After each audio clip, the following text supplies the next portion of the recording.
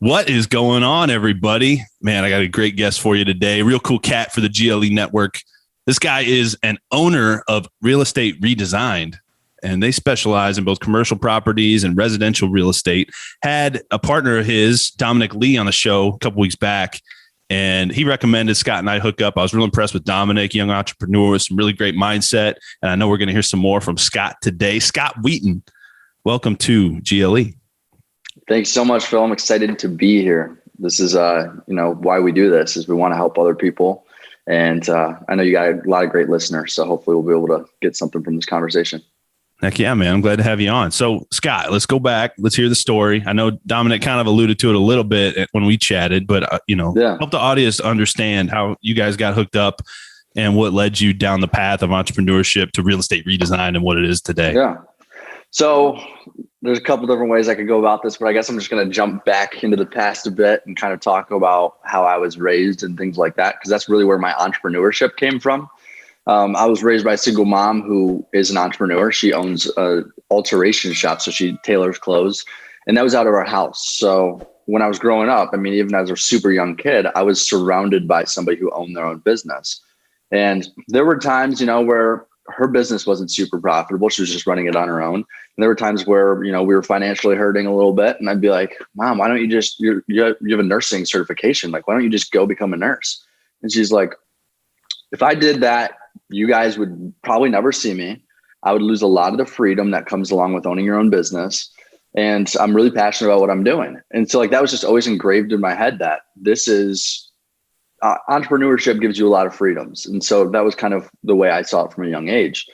And so then as I got older as a kid, with the single mom raising my sister and I, like I said, there were some financial challenges. So, once I was about 12 or 13, those expenses start stacking up. You want to go play sports and, getting all outfitted for sports is really expensive.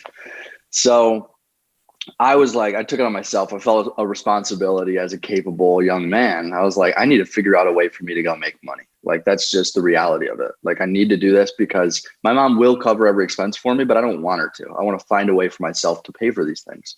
And that also gave me a way to, never have her say no because of money, because I was the one paying for it. So it gave me a certain freedom. And so I knew what I could do. And what I could do was I was mowing my mom's lawn. So I was like, I bet if I just knock on every neighbor in my neighborhood's door, I'll get a couple lawns. Ended up getting like 7 or 8 lawns when I was about 12. Would just walk around my neighborhood with my mower, my weed whacker, and my leaf blower, doing it once a week. Make nice. $30 a lawn. I just realized really quick, I was like, I can make good money doing this. And I'm really good at talking to people. I'm really good at creating relationships where they trust me. And I work my butt off. I'm going to make sure that I'm always there on time and that I'm doing a better job than the big companies, even as a young kid.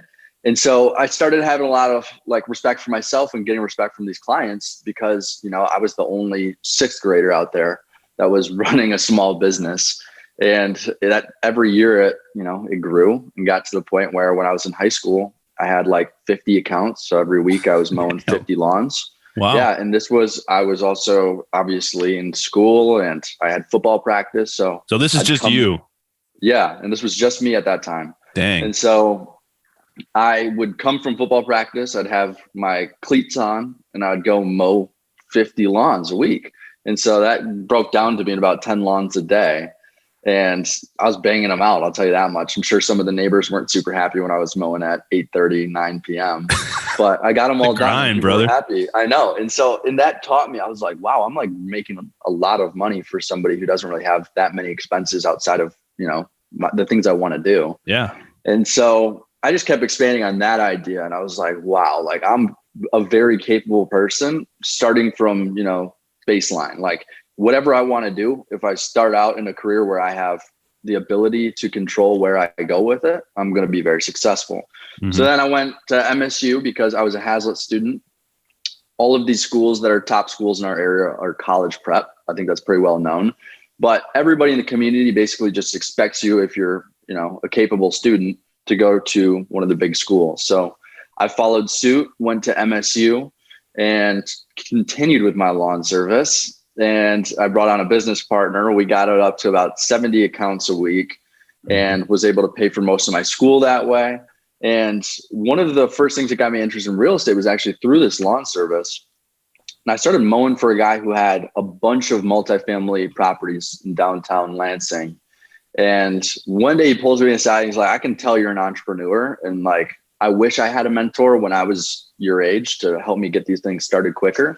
Yeah. But he's like, you need to start reading some books about investing in real estate. So he gave me like a stack of books. One of them was Rich Dad, Poor Dad. You know, everybody's read that. Yeah. But there was some really good knowledge in there. And especially coming from somebody who didn't really have a lot of like wealth knowledge. Like, I didn't really know that I could become a wealthy person. I didn't really have anybody tell me that. I didn't have anybody in my family who was a wealthy person. So that idea had never really come to my brain up until this point.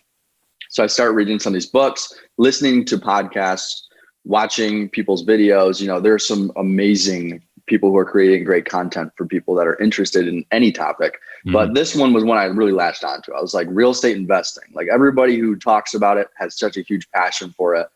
They talk about the wealth that you can create for generations. You get passive income, so you can be working on other things while you're working on this. And I'm kind of a serial entrepreneur at this point. Like, I want to be able to have my hands in a lot of different things. And This is one of those things that you can, you know, really do other things while you're focusing on it. So that was kind of the first introduction I had to the real estate investing thing. So I was immediately like, you know, when you're a freshman in college, you start thinking, what am I going to do with my life? Like, that is the real question that hits you. And you're spending a whole lot of money while you're thinking about it. So I was really drilling down on it. I was like, okay, I'm paying for my college with my own money right now. I need to know what I want to do with this. So I started meeting with some realtors and some real estate investors. And one of the funniest things that happened to me was I actually joined a fraternity my freshman year at MSU. And I could tell that I had a lot of different values and perspective than most of the people there. But that was kind of the fun part. It's like, you want to be in an environment where you're with different people. And so I ended up going to a party with some friends in Detroit, and one of their dads was like pulled up outside, and it was at their parents' house, obviously. And he pulls up in a Maserati, and I'm like, oh man, like, as a young guy who's really motivated in money, I'm like, this guy does something amazing. Like, I don't know what he does, but that's just like the richest I could imagine at that time. And so during the party, everybody's like down in the basement and stuff. And I'm sitting upstairs with his dad, and I'm just talking to his dad the entire time. I'm like, what do you do? And he's like, well, I'm actually a real estate investor. And immediately I was like, okay, I'm not going downstairs. I'm going to enjoy this conversation, because that's what I was really passionate about. And so he's like, yeah, I invest in like commercial properties, and I've done really well for myself. It's been an amazing career. I really enjoy it. And so I was like asking about how he got started. And he was like, well, I actually I got started as a realtor. And I was like, that's an interesting idea. I guess learn everything about what you're planning on investing in before you do. Sure. And I was like, well, where did you do your undergrad? And he's like, oh, I went to MSU for a year and then dropped out. And I was like, dude, you're preaching my language right now. I was like, I'm paying for my own school. I hate it. I've always hated school. And I was like, this is an opportunity where I could get exactly where I know I want to be without doing all the crap I don't want to do and putting myself into a ton of debt. Right. And so immediately after that conversation, I went and I guess first I started calling a bunch of realtors in town, and I was like, hey, can I just chat with you? I want to hear what this is like. Called probably 10 top producers in the area, and like 2 of them met with me. One of whom ended up being the team lead at the team I joined. But he was like, so when I met with him, I was like, so what are the requirements? Like, what do I got to do to get this started? Because I know I'm going to be good at this. I just got to figure out how I get in the door. And he was like, really just got to get your license, and then I'll bring you on. Like, I can tell you'd be good at this. I can tell you're driven. Yeah. And so I went and got my license like 3 weeks later, called him back, and I was like, hey, I want to come work for you. So he brought me on. That's where I met Dominic, and Dominic and I spent every single day, evening, weekend, night in that office. And it was a life-changing experience.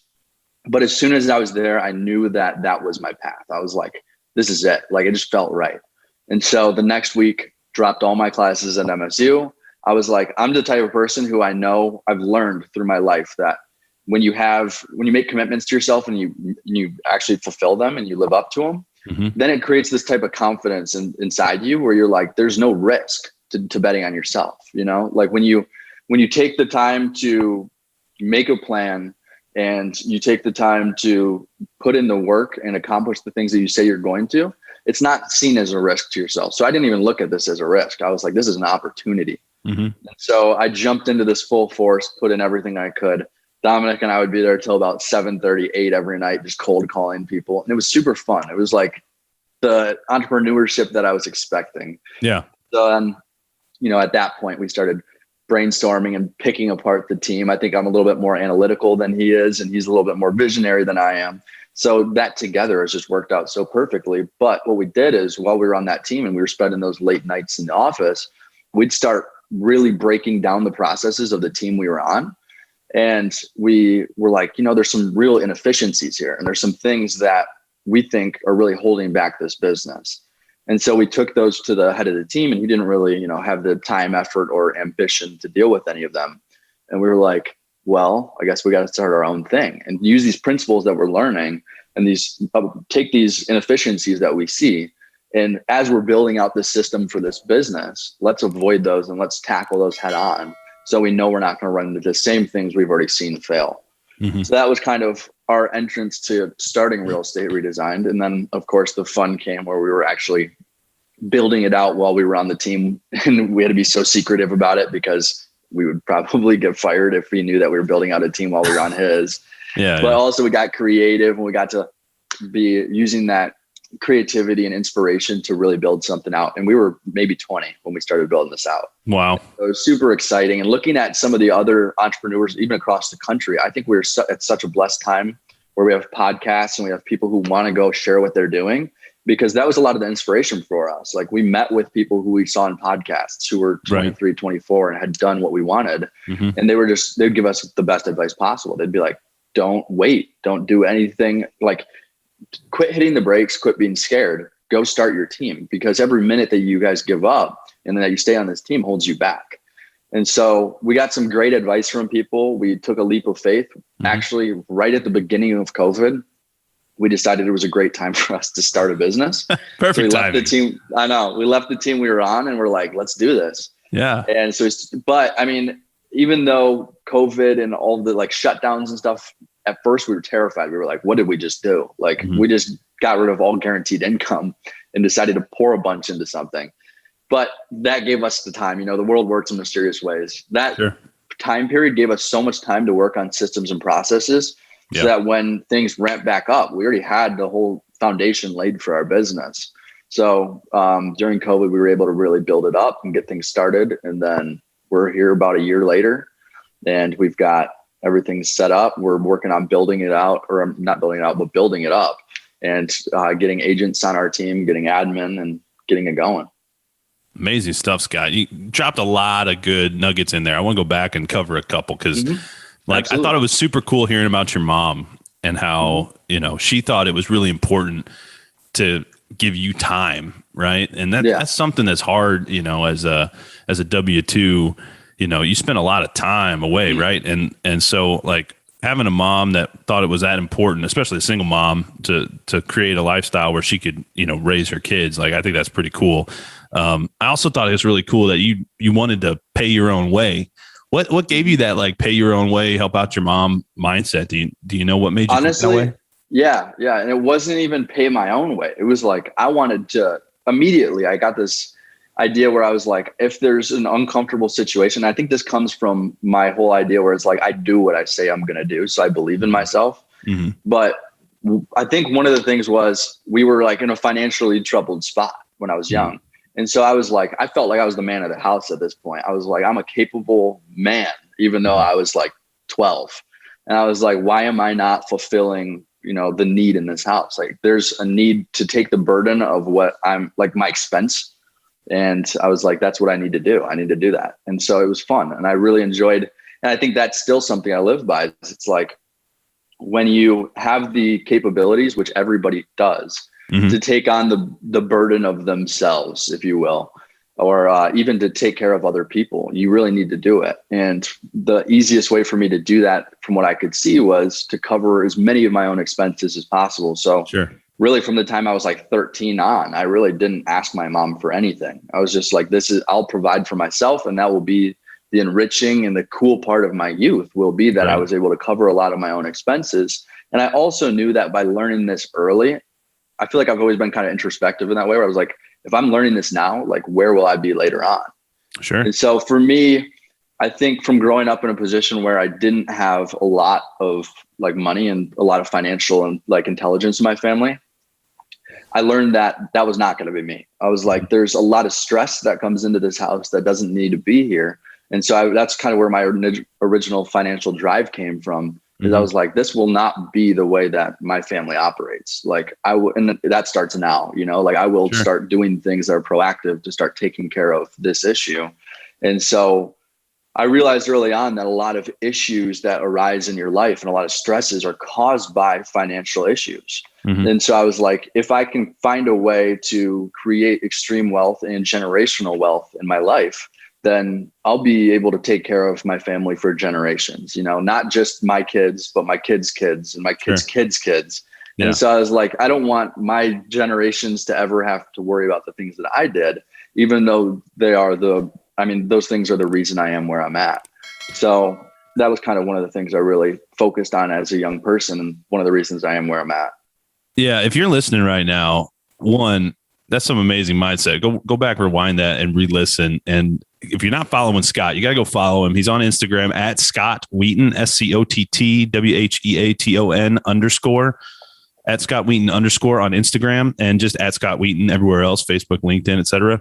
But one of the things you said that really stuck out to me, that this mindset, Scott, it took like, I'm just learning this as a 30-year-old, right? So everybody says the best time to start is 10 years ago. The second best time is today. So, you know, the advice they gave you of just jumping in and get going, man, is awesome.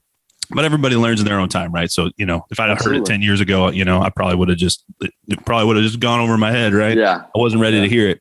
But the mindset of living such an inspired, fulfilled, you know, having wealth, you know, creating lifestyle, leading a life like that gives you a platform to help people. And that's, you know, most people who are sitting on the outside looking at entrepreneurs like yourself or successful people out in the world, they think they're like greedy for money or like, and of course, yeah, you got to make money. But the question is, why do you make the money? Do you make the money because you just hoarding money? No, they're giving hundreds, thousands, hundreds of thousands, millions of people jobs, homes. You know, you're providing people with, you know, good advice, tips, you're writing books. Like it's all about what are you doing with this money? And if you don't create a reputation for yourself and have that credibility, you know, you're not going to be able to help as many people. You know what I mean? What feels worse than like being powerless, to be honest with you? Like when you're in a bad situation and there's nothing you can do about it. Like, and that's coming from somebody who loves to act on things. Like I'm a fixer. Like when something bad happens, I'm like, jump on it, figure out how I can fix it. But even as a young kid, I was like, you know, I'd go to the dentist. I'd find out I had like some huge expense and my mom would be super upset about it. Cause she's like, well, shit, this is a huge expense.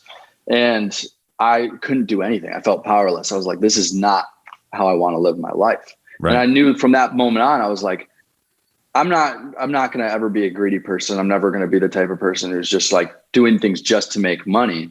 But at the end of the day, if you have money, you can help everybody. If anybody ever comes to me, I want to be in a position, like if somebody is like, if I have a friend or even somebody in my community who's in a really bad financial spot and they feel powerless. I want them to be able to come to me and I'll be there to help, you know, but in order for me to be there to help, I really do need to create some extreme wealth. And so that's kind of where that original drive for creating something big came from, is I was like, in order for me to help in all facets of life, I need to have a lot of resources at my hand. I love that, man. I love that. That's so good, man. Did you go through any stigma or anything dropping out of college? Like, of course. That? And like, yeah. So like I said, Hazlitt, Okemos, East Lansing, all these schools around here are college prep. And so I never once blamed anybody for everybody came to me out of care and compassion. And a lot of parents in the community came to me and were like, sure, what are you doing?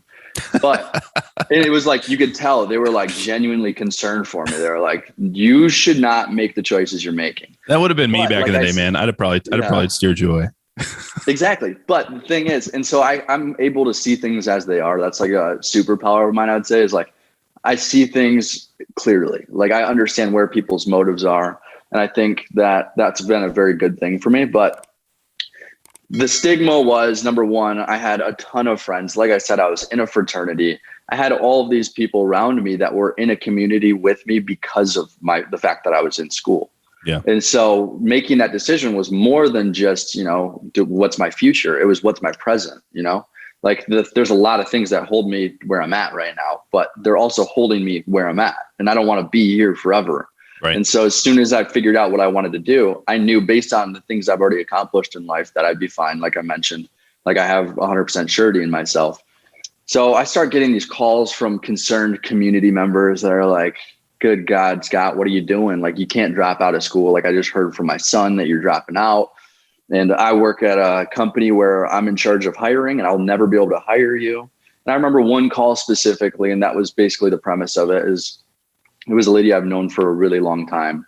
We ended up having like a 30-minute conversation on the phone. And she was just like, I'm really concerned that you're going to put yourself in a bad position. And she's like, you're never going to go back to school. Like that's never going to happen. Once you make this decision, it's likely that this is where you're going to end up.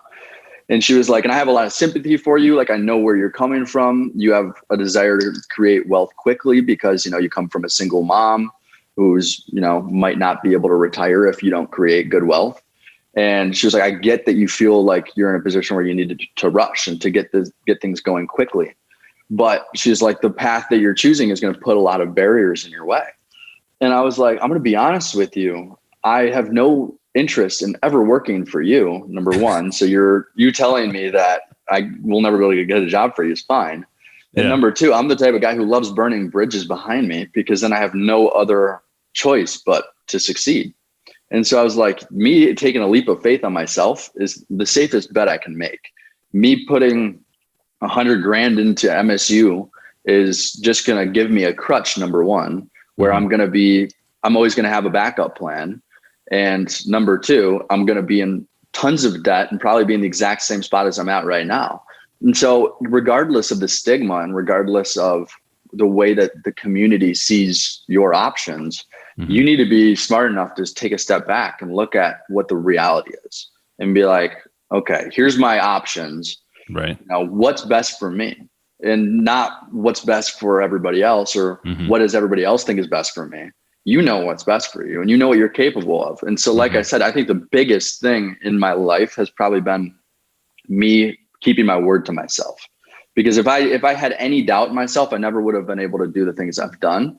But since I've always held myself to a high standard and I'm probably my biggest critic, I think that has been one of the best things because I've always been 100% sure on myself and I've always taken massive bets on myself.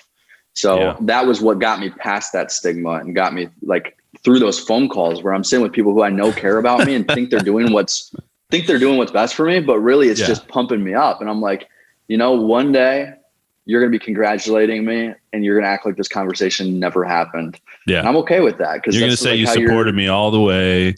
Exactly. And there's a lot of people who will say that, and that's the thing that, even parents, like whether your parents are super supportive or not, there's going to be parents out there. If there's kids that are watching this, that are in a similar situation to where I was, there's going to be parents that are going to put you down a little bit and tell you that it's not the right choice because it's not what they know and what they've done. Sure. But when they made their decisions, they were in the same spot as you. So it's like you have the right to make decisions that you think are in your best interest and that you're going to succeed at.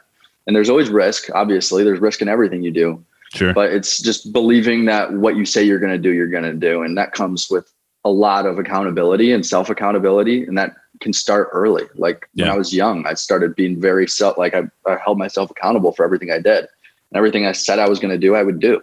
And that's why I was able to take massive bets on myself without thinking about what other people were saying, even if they were smarter or older or had been through more things. Yeah. I knew what I was capable of. So when people came to me, I wasn't concerned. I love that mindset, Scott. Dude, the taking advice from people thing, take it, listen and pay attention, honor the people you love, your parents, right? Like you got to listen to them, respect their opinion.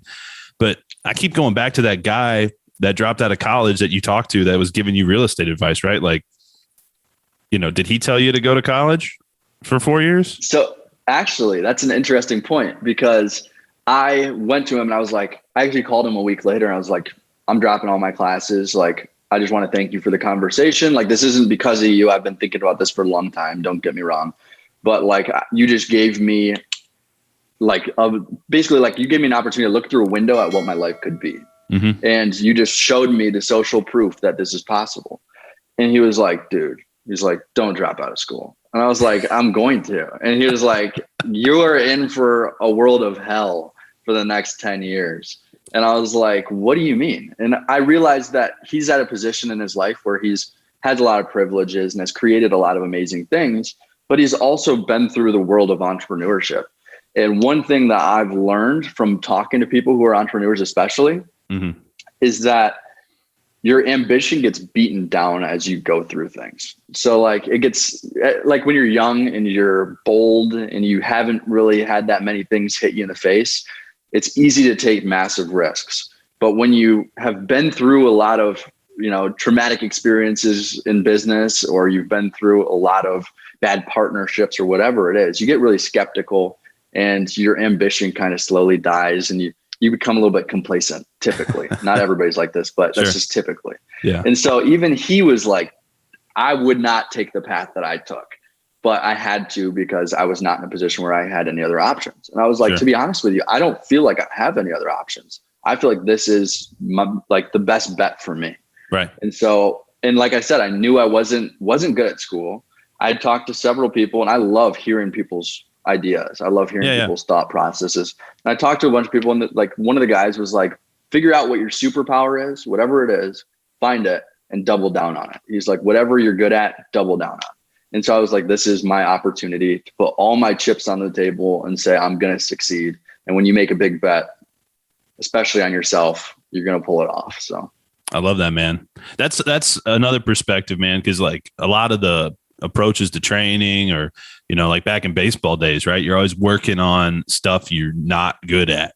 Like that's what you're always working on. And as opposed to like, you see a lot of these superstars, right? Like big home run hitters, they strike out all the time, right? But nobody cares because they're good at hitting home runs, right? So like, you got to focus on your superpower, like you said, man. I absolutely love that approach and that mindset.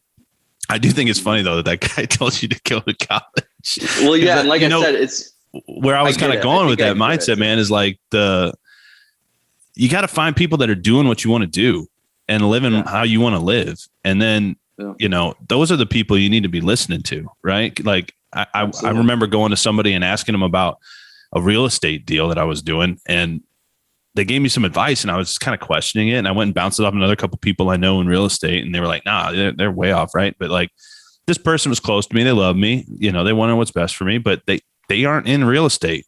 They aren't doing real estate deals. Like, why am I going to listen to them about real estate? And that finding people that are doing what you want to do and living how you want to live, emulating them, maybe even not always listening to them, but taking their advice and, they might be able to help you avoid some of that hurt, right? Like I know you're passionate about helping people and steering some young folks in real estate, redesign these days. Tell me a little bit about your passion for mentorship and how you approach that sort of thing. So I've so much faith in mentorship. I love it to death. It's just important to have a lot of mentors, not just one, because everybody's flawed and you won't see that if you're just talking to one person. But when you get, like you said, get opinions from multiple people, that's when you can kind of piece together your own version of what you want to do. And like, I'd say I had a couple like early on experiences where I had good mentors and it changed my life. And so from that point on, I was like, mentor. Like I want every bit of information I can get from everybody, especially from people that have done the things I want to do. And one of the first mentors I would say I had was a guy in my neighborhood that lived down the road from me. My dad wasn't super involved in my life. So like I never really got like the man's taste on, living in this world. Yeah, not to interrupt you. What's the scoop on your dad? We just weren't really that close growing up. My parents were divorced. So my mom was the one who raised me, and that was just kind of the reality of it. Okay. But the good thing was that I had these men around me that kind of taught me who I wanted to be.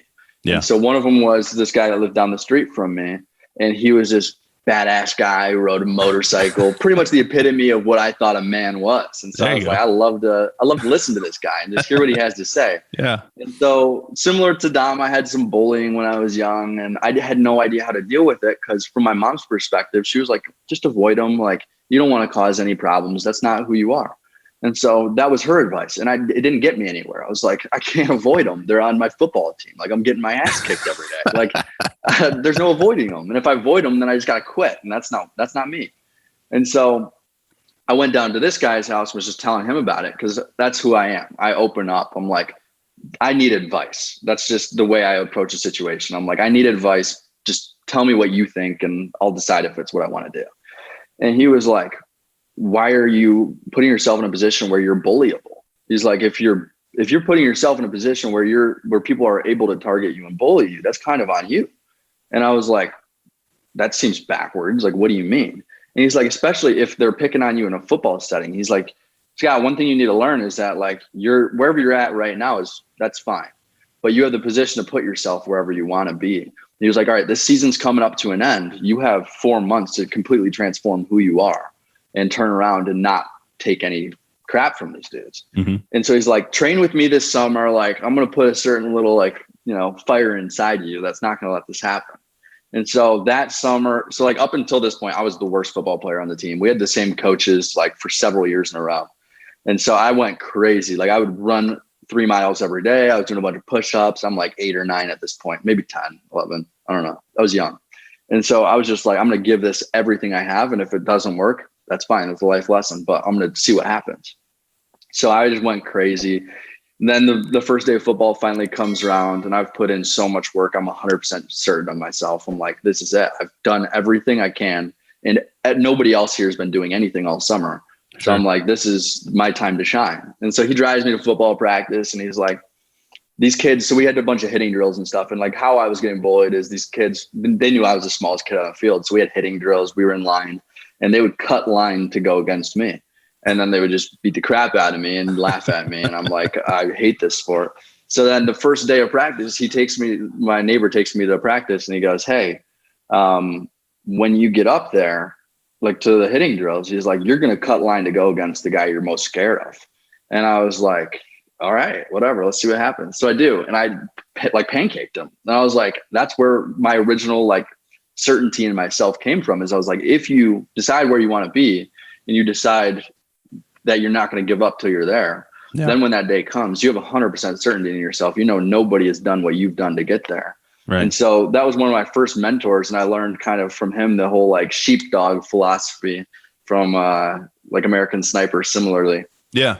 And he's basically like, you don't have to be a bully. You don't have to be a jerk. He's like, I don't want you to be the wolf, but he's like, you're not going to be the sheep. Like, you need to be capable of defending other people who are in a spot like you were.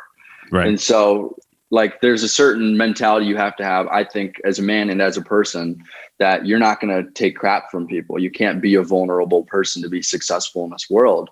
But at the same time, you need to have compassion and things like that. And I never would have learned that if I didn't have that mentor. It would have taken me a lot longer, at least. And I think it's an important thing to learn at a young age. Sure. So that mentor was super important to me. And then as I got into real estate, I had other mentors. I was huge into working out in my, high school years, and I had some people who devoted a ton of time to help me out. Mm-hmm. And it leaves, when somebody helps you and doesn't expect anything else, it leaves a certain taste in your mouth where you're like, that might be the best person I've ever met in my life. Like, they just gave me something that is going to change who I am, and they're not asking for anything back.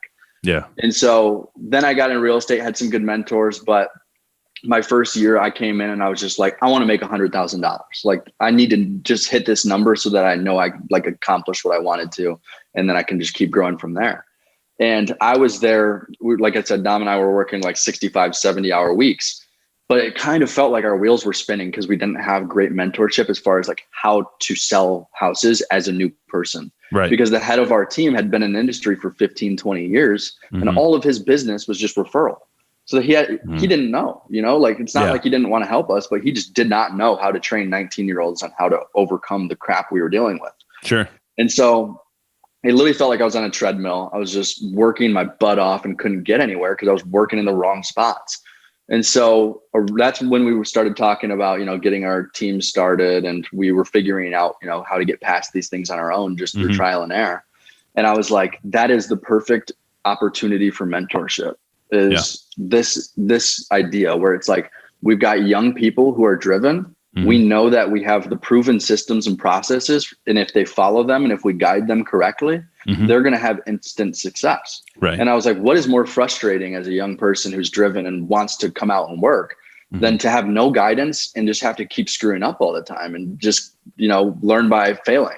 Yeah. I was like, that's the most frustrating thing to somebody who's driven and has some insane goals. Sure. So I was like, let's take that idea and build out an intense training and impose our brand to them, which highlights the fact that we're young people instead of let's it hinder us. And let's build up the people and take bets on people who we can see are going to be successful if we give them the right tools. Sure. Because in real estate, you got 80% of people dropping out in the first year. The reason for that is that there's no guidance. Nobody has a person around that's invested in making them successful. Yeah. And so for us, I was like, our goal should be to step away from sales. Like, we should make our goal to not be realtors and not be competing with our teammates, but it should be to find people who show us the qualities that we know are required to be successful in this industry, and show us the drive that we know is required, and really teach them everything they need to. And then, how could we lose any agents? If we give people the tools to become successful, and we give people like fair splits, then we know that these people are going to in turn love us and help us grow this brand. And that's what we really wanted. So I love that, man. When you're thinking about mentorship, one piece of advice that one of my mentors gave me was lead the hungry and don't drag the lazy.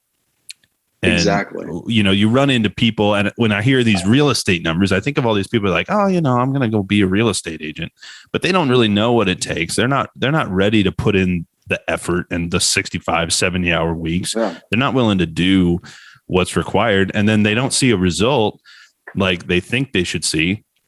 And they're not getting some steady paycheck like they might be used to. And so they just quit after a year. But like your entrepreneur mentor guy who dropped out of college, right? He's like, man, it was hard times for me for those first 10 years. Right. And that's the part of entrepreneurship that most people don't see. They see the success at the end, and they don't see the grind for the first, 2, 3, 5, 10. Some of the most successful people I know ate it for 10 years before they were really successful. Right. That's a piece of entrepreneur mindset that, I just think it's important for people to understand. It's not just, hey, you're going to jump in this and it's going to blow up. There's no such thing as get rich quick, but there's get rich slow, which is better than get rich never. The reason that is such a common idea right now is because of social media, in my mindset, at least, is everybody wants to make it look like they had overnight success. And I don't know why. There's still some great mentors out there who are real. They're like, sure, I worked my butt off this entire time. But I don't know why people discount the work that they put into things, because like you said, there is no such thing as get rich quick, but people portray it as if they had overnight success. Right. And I think that's just like the celebrity idea, is that people want to make it look like they're abnormal. They didn't have to do the things that everybody else has to do to get where they're at, but sure, they did. And so real mentorship is important. Finding people who are real and have done these things and are in a similar situation to you is really important, because otherwise you have this fictional mindset where it's like, I'm going to put in a little bit of work, I'm going to have a brilliant idea, and it's going to take off. Right. The world does not work that way. The world, you get benefits only come to those who put in a crap load of work. And I'll tell you, working can be fun too. If you find something that's fulfilling, I personally would rather work for a good reward and something that's fulfilling over just about anything else. I love working. I don't mind the hard work. It's enjoyable. I really enjoy it. And I'd rather do it than most things. Yeah. But that's because it's fulfilling and I'm accomplishing the things I want. Mm-hmm. So it's like the hard work is the reality, but it doesn't have to be something that you're not enjoying. Sure. And people don't portray it that way. So as I grow as a mentor, that's something I'm going to point out to people, is that this is not a cakewalk. This is extremely difficult. Every step of the way, you have no idea what you're doing. But slowly you realize nobody else knows what they're doing either. So it's really not that big of a deal. Right on, man. Hey, I loved what you said and your mentor told you, don't put yourself in a position to be bullyable. And I was thinking about this the other day because, after Dom came on, he was talking about bullying and I made a post about bullying and I was trying to see, like, I've never been bullied. Like, I guess I've maybe gone through some psychological bullying. I've always been a bigger guy though. You know what I mean? So like, I've just never really gone through like physical bullying, I guess. But I was thinking of a story and that reminded me of it. Kid in high school. Did y'all like ball tap each other in high school? Oh yeah. Yeah. So that was like a thing that came out. I never really was like big on it, but people would do it. And this kid ball tapped me one day and I freaking grabbed him and picked him up. And we had these like locker banks that were like, like shoulder height. And I was like about to throw this kid over the locker bank and like some people like grabbed him and pulled me down, but nobody ever ball tapped me again after that. And, but I just really like, being a thermostat and not a thermometer, set even in a conversation, it doesn't have to be bullying, but like having the mindset that you're going to set the temperature in the room, I think is such a good mindset to have. Like, you're not going to let other people control you, bully you, manipulate you. You're in control. You can leave. You can do what you need to do to create the lifestyle you want. And you don't have to rely on other people to give it to you. Right. Absolutely. And that's just being sure of yourself, right? I mean, knowing that what you feel and what you believe is worth acting on. And so like, even I think a lot of people learn this at a young age. And I think I probably could have avoided a lot of this if I had the right mentorship around me at the start, but I learned from my situation and that's fine. A lot of people learn that way. Sure. And it was one of the most important things to this day. Like as a maybe sixth grader, I learned one of the most important lessons in my life, which is, take action and don't let people mess with you. And you have to be a certain force to be reckoned with for people not to take advantage of you. And that's just the world we live in. Sure. There's certain people who don't have that ability to take action and stand up for themselves when they need to. And it's kind of on the other people to stand up for them sometimes and show them that there's ways to take care of these situations and not just let them continue. Because if you just sit there and let people take advantage of you, then you learn that that's okay. And it's not okay. You can't let people take advantage of you because then you just see this crazy outlook of the world where it's like, oh, there's just sharks and there's fish. Yeah. That's not the way it goes. I love that. That sheepdog mentality you mentioned, man. I've heard that in like, shooting classes and things down here in Texas. Right. We love our guns, but when you're going through some of those classes, man, like, you learn that you don't want a fight, right? Like, and that's the thing. You don't want to fight, but you're the sheepdog and you're there to protect if something goes wrong. So, I absolutely love that, man. I'm conscious of your time. This has been super fun, brother. I want to give you an opportunity to share kind of one last piece of mindset with our audience. And I want you to have the perspective of, I wish I could go back and hear conversations with my grandpa, my great grandpa, like I see their pictures, right? You might have a newspaper clipping or something from some article back in the day, but how cool would it be if you could watch your great grandpa talking with Uncle Scott Wheaton, like what would you want to leave the next future generations with if they end up hearing this somewhere down the road? That's a big question. I'm a huge, I believe in legacy. I think that's something that I mean, we only have a short time on this earth and I want to make a difference. So I hope that I do leave things behind that my generations and my family can look back on.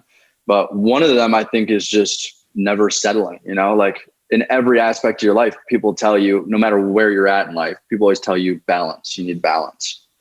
And I think that's one of the most comical ideas on the planet as a competitive and driven person. I'm like, I don't want balance because then I'm average at everything I do.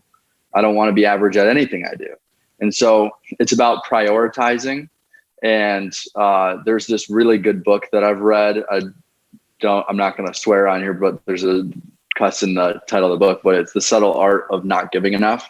And basically what it goes into is finding the things that are worth caring about and giving 100% at those things. So like one thing that I've done through meditation and other things is I've figured out my top 5 pillars, the things in my life that I'm not okay with settling on. Mm-hmm. And I devote all my time and energy to making sure that I'm giving 100% of all of those things.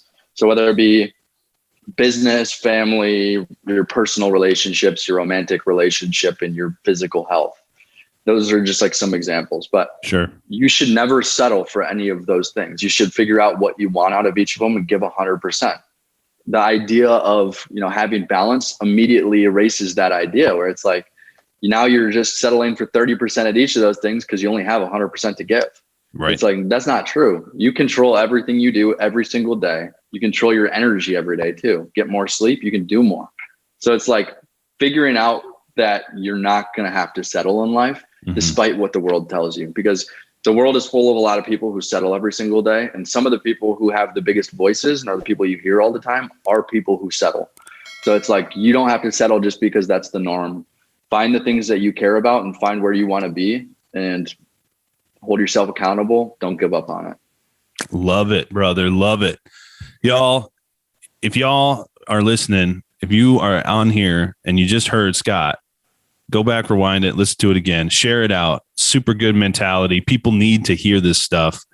If you're not following Scott, go follow him at Scott Wheaton _ on Instagram, at Scott Wheaton everywhere else, Facebook, LinkedIn, and go and check out their website, Real Estate Redesigned Inc.com.